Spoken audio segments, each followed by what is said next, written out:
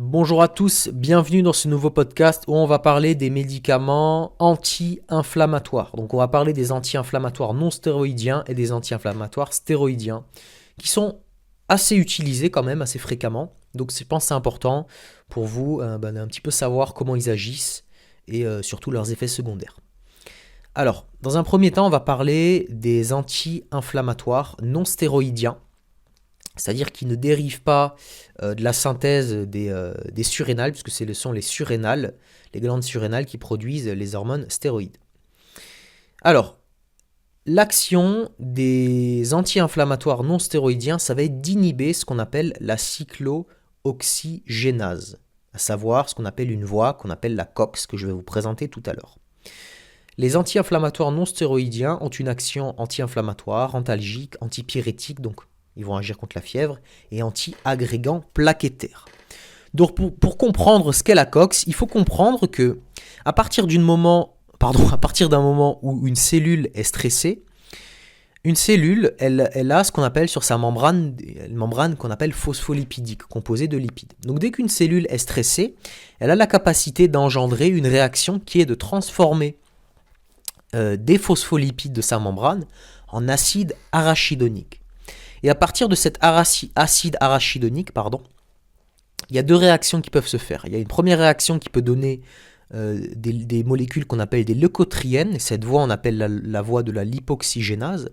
Et on a une deuxième voie qui s'appelle la voie de la COX, donc la cyclooxygénase, qui est une voie qui va produire tout un tas de molécules qui vont intervenir dans la réaction immunitaire et inflammatoire, comme des prostaglandines par exemple, ou des thromboxanes. Les thromboxanes vont être des molécules qui vont principalement avoir une action d'agrégation plaquettaire, de vasoconstriction, et les prostaglandines, elles, vont avoir une action plutôt de vasodilatation, de perméabilité vasculaire, de chimiotactisme. Elles vont notamment permettre aux molécules, aux globules blancs de trouver leur chemin pour venir sur le lieu de l'inflammation, de l'infection par exemple, si c'est une infection, vont provoquer la fièvre et la douleur. Donc voilà, cette COX, elle va se diviser encore en deux voies différentes, la COX-1, qui va donner plutôt les thromboxanes et des prostaglandines d'un certain type, et la COX-2, qui va donner des prostaglandines d'un autre type, et qui vont avoir toutes les actions que je vous ai citées précédemment. Donc ça, c'est quelque chose qui se fait dès qu'une cellule est stressée, dès qu'un tissu est agressé. Et donc ce que vont faire ces anti-inflammatoires non stéroïdiens, c'est qu'ils vont venir inhiber en avant cette voie COX, donc vont empêcher la formation de ces thromboxanes et de ces prostaglandines et de toutes les conséquences, de tous leurs effets que je vous ai cités.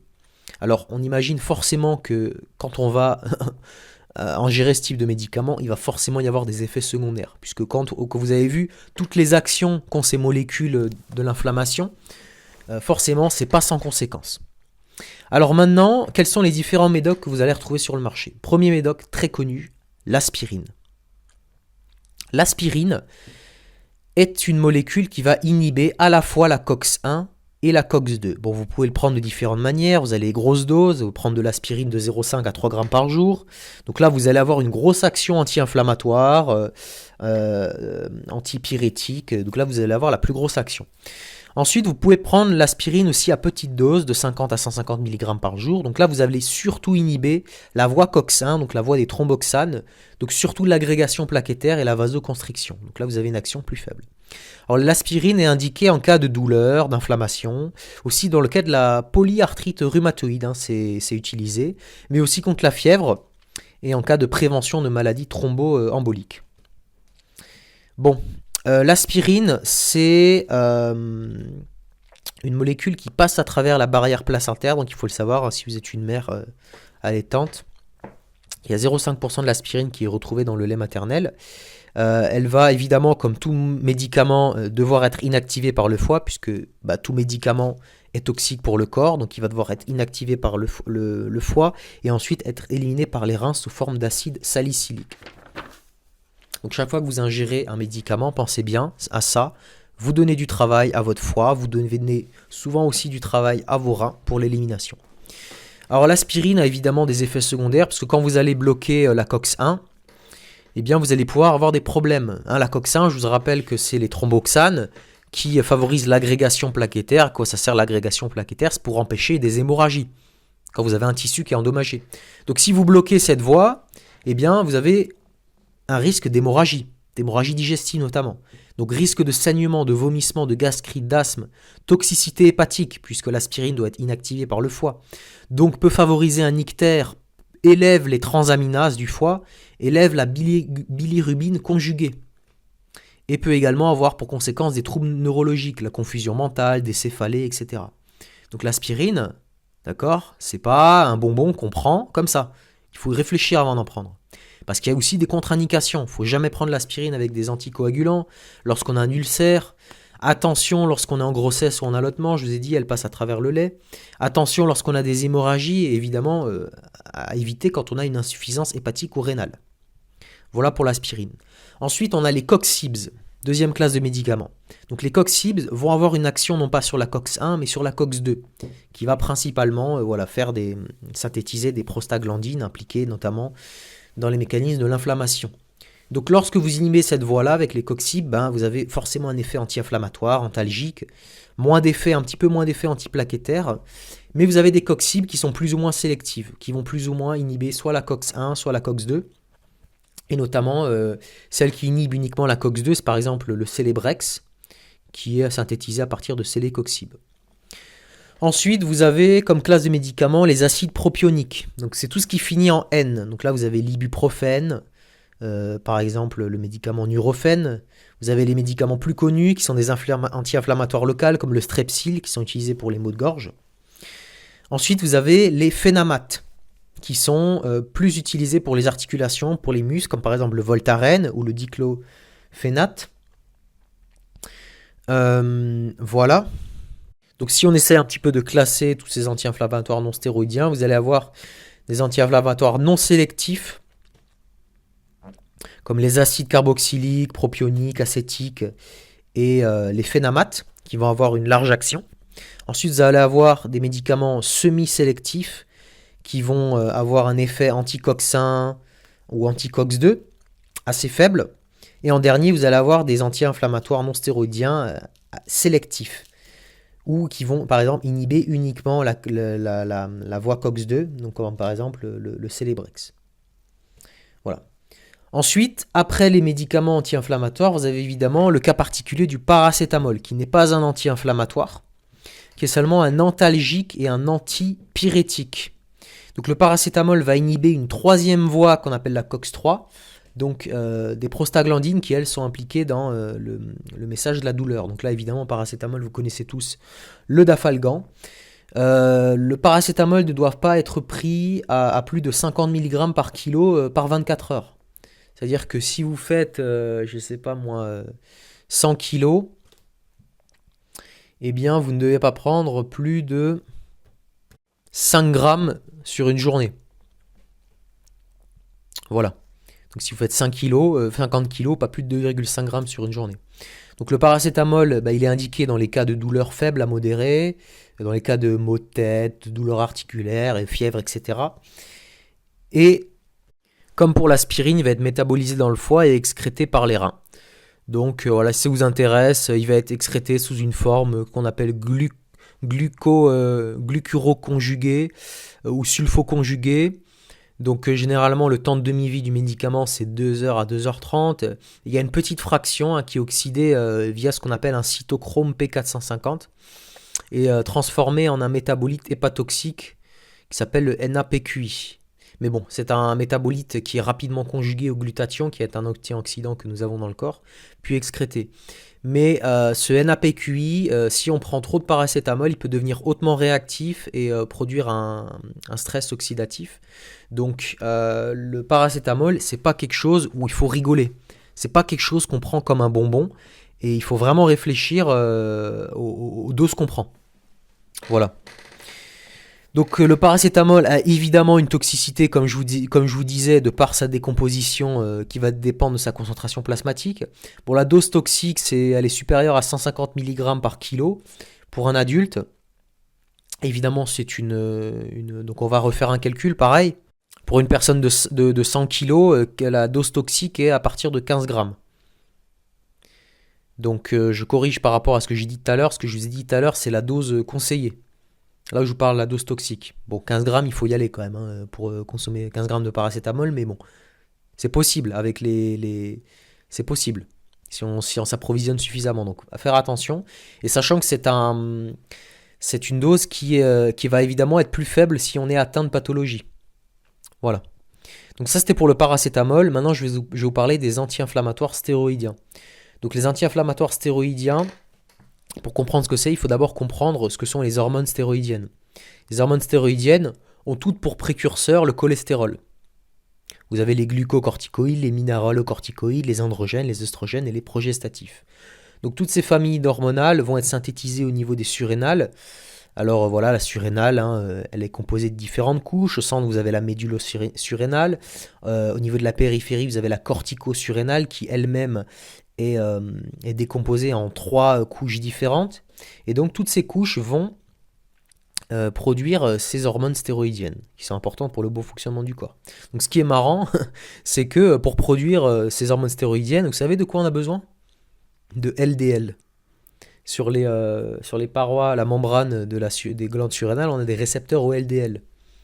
Donc rappelez-vous le chapitre de pharmaco sur les médicaments anti-cholestérol. Quand vous baissez le LDL avec des médicaments, forcément, vous impactez la production d'hormones stéroïdiennes. Voilà. Petite parenthèse fermée. Donc on peut prendre par exemple le cas du cortisol, qui est sécrété par la médulo-surrénale.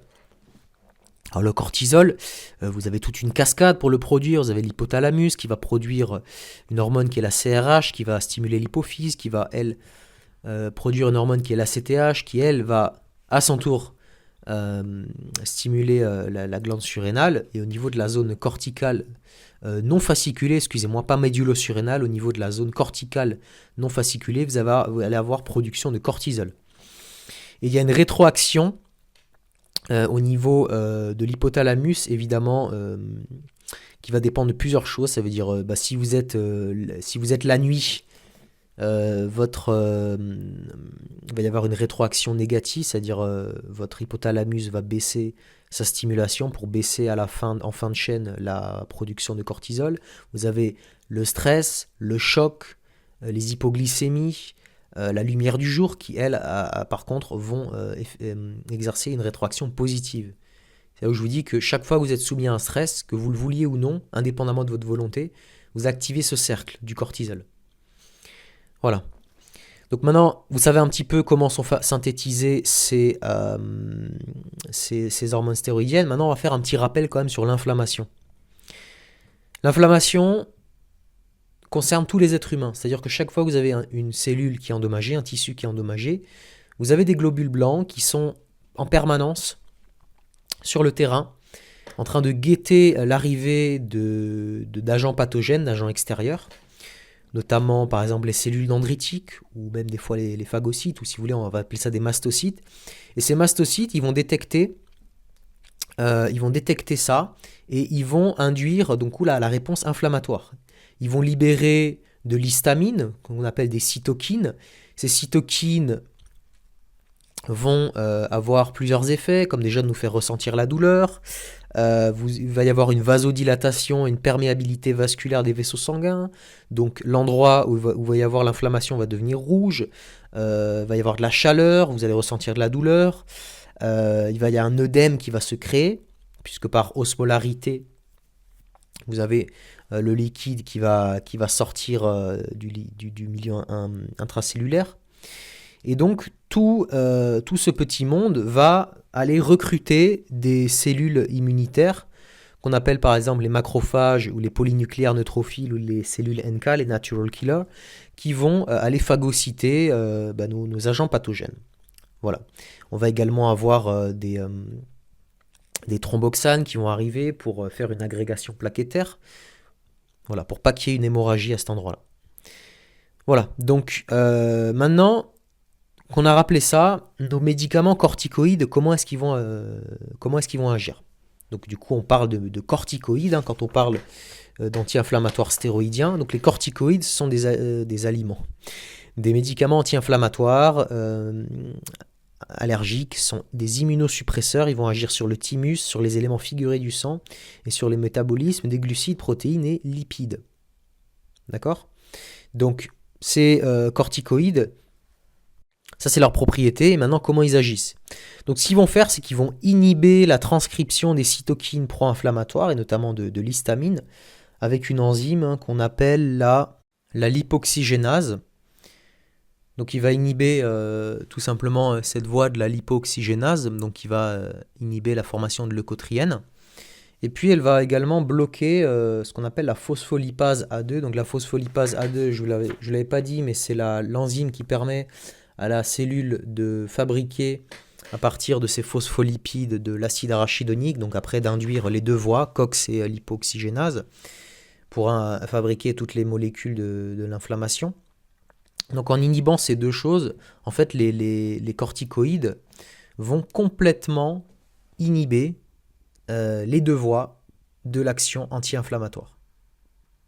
Donc il n'y aura pas de prostaglandine, il n'y aura pas de leucotriène. Ça c'est très important de le savoir. Voilà. Pourquoi c'est important de le savoir ? Parce que l'inflammation est le moyen de réparation du corps. C'est l'unique moyen naturel de réparation. D'ailleurs, c'est l'unique moyen de réparation du corps.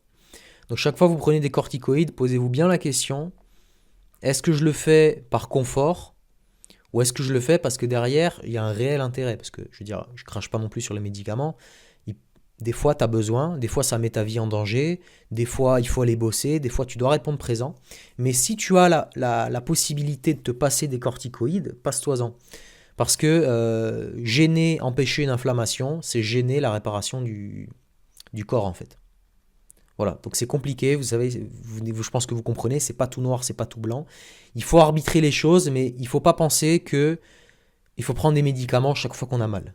D'accord ? Ça, pensez ça, c'est justement parfait pour s'affaiblir et ne pas laisser les choses se faire naturellement. Voilà, donc au niveau des corticoïdes, il y a des glucocorticoïdes, par exemple. Vous avez un médicament qui s'appelle le Cortencil qui est fabriqué à partir de prédnisone. Donc ça, c'est un corticoïde léger, on va dire. Vous avez des corticoïdes qui sont beaucoup plus puissants.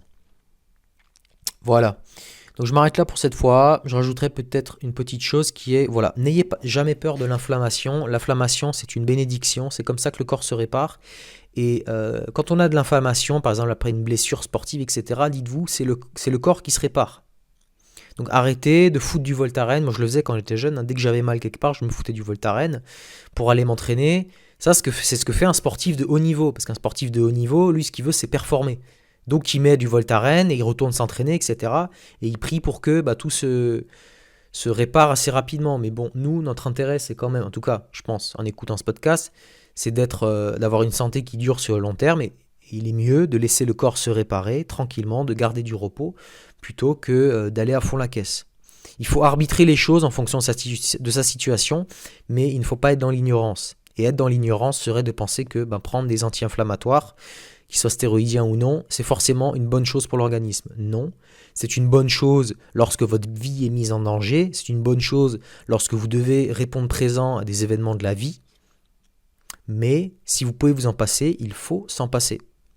Voilà, mais de toute façon, c'est pas à moi de décider ça, c'est au médecin et à vous. Ici, je ne fais que de l'information. Voilà, allez, je vous dis à plus pour un prochain podcast. Ciao, ciao.